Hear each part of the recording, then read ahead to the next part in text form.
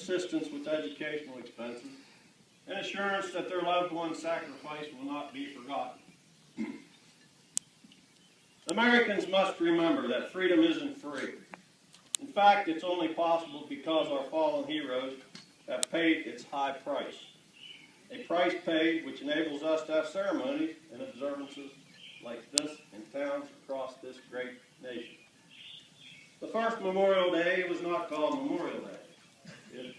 It is believed to have been celebrated with a parade of free slaves and Union soldiers marching through Charleston, South Carolina in 1865.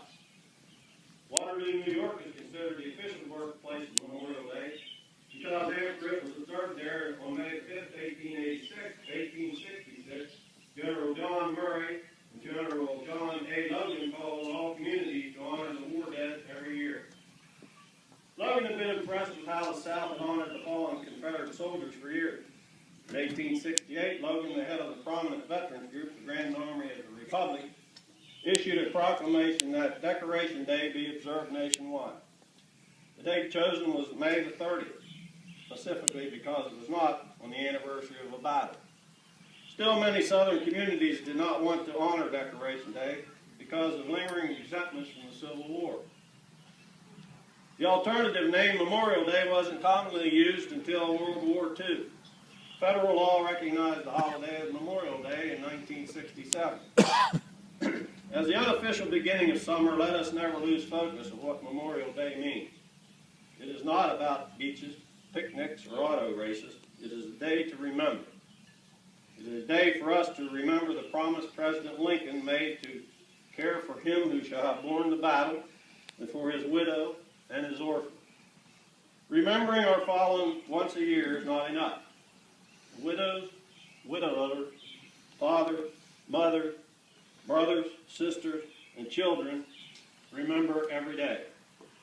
The empty seat at the dinner table, the smaller gathering at Thanksgiving, and the voice of a loved one heard only as a distant memory in one's mind are constant reminders that they are gone.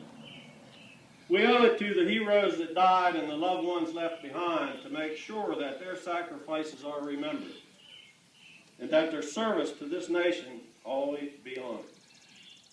Sergeant Stacy believed his sacrifice was worth it. It is up to us, to all of us, to prove him right.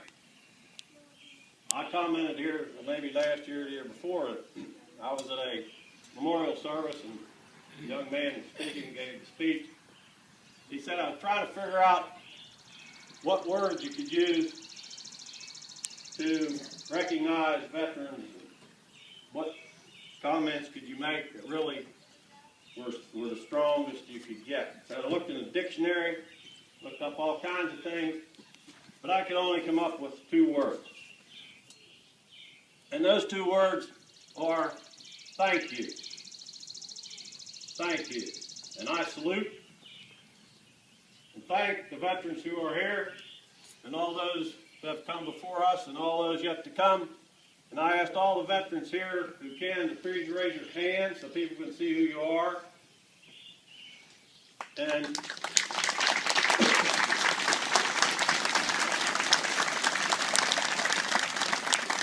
before you leave today, when you see one of these people who put their hand up, just pause a minute and say thank you. And when you see a veteran out on the street, say thank you, because they have gave a great sacrifice that we keep and have the freedoms that we have in this great country. So thank you all very much, and may God bless all of you, and may God bless the United States of America. Thank you very much.